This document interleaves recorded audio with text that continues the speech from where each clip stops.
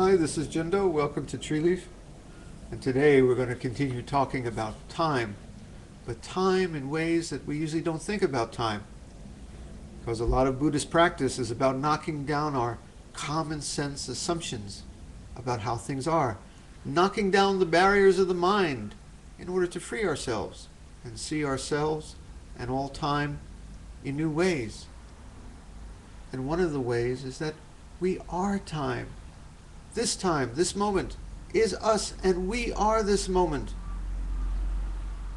When you live, it is all of reality living, and as your life passes, it is all of reality's time passing.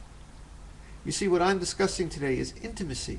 It's the intimacy of you and all things, which are not two. Of course, you're separate things, but then again, you're not. It's all one. It's all one beyond one. But let me not get ahead of myself. Let's look at several different views of time, one of which is just to forget the whole thing and do away with it. For example, the past, the future, the present.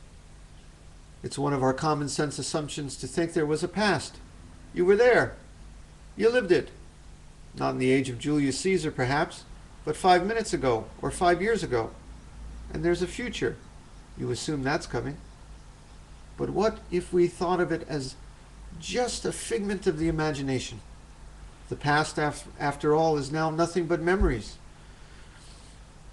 like little photographs in your head. Where else does it exist? Drop the thoughts of the past, and the past is gone. And the future too. Where is that? You assume it's coming. But that again is just a dream in your mind, your imagination of what you think tomorrow or 1,000 years from now will bring. Drop that too. What's left? What remains? You might say the present. But think about this too. If you don't have a past or a future, what need is there even for the word present? Because there's no present without a past or future to compare it to.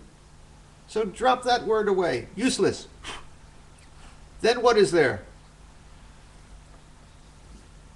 Intimate beyond intimate. That's what it is. For all things in the universe, we believe, are connected, like a huge spider web. A spider web is just this one great web of connections, from the father star to you. Think of it. If you pull on a string of a spider web, the furthest end of the spider web moves too. And we look at all of time and space in that way in our Buddhist perspective, one of many Buddhist perspectives, and the past and the future too, all connected by this string. You think the past is gone and the present is here and the future is coming, but we see it as the strands of a spider web, and when you pull on your life, all of it is connected and moves. You see, you think that time goes in one direction because that's what it seems like. You get up in the morning, you have your lunch, go to work, come home, go to bed. Time is flowing in one way. But in our Buddhist way, it's not only that the past becomes the present, becomes the future. We think the future flows into the present, which is constantly becoming the past. Think of it, for example, as a mountain. Time is a mountain. Does the bottom of the mountain become the top? Or does the top of the mountain flow into the bottom? You can see it all flows both ways. That's our view of time. All connected with that way. Intimate again.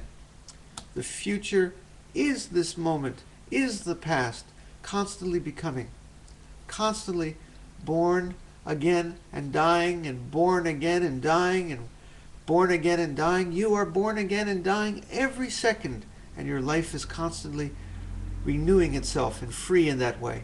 That's intimacy. That's intimacy.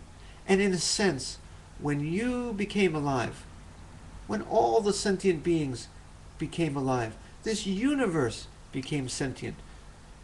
Because without you, without your eyes and your tongue and your nose to experience life through, where would be the life in this universe, this cold, dark universe? So your living is the time of the universe's living.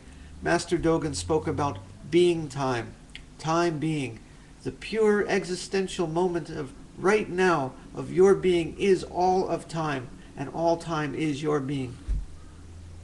You might think that Jindo, for example, has, well, lost his mind today. In a sense. You might think I've taken a few wild drugs. I don't do that. This is just new ways of seeing things. We're so used to seeing things in one way that we get up, we go to work, we come home, we go to bed, we are young, we're older, we're old, and we die. We're used to seeing time flow in one way.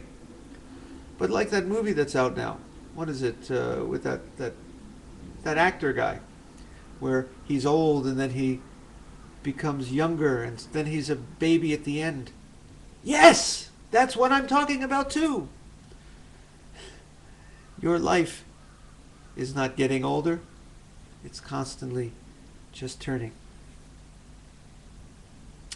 Shall we sit with that one for a time?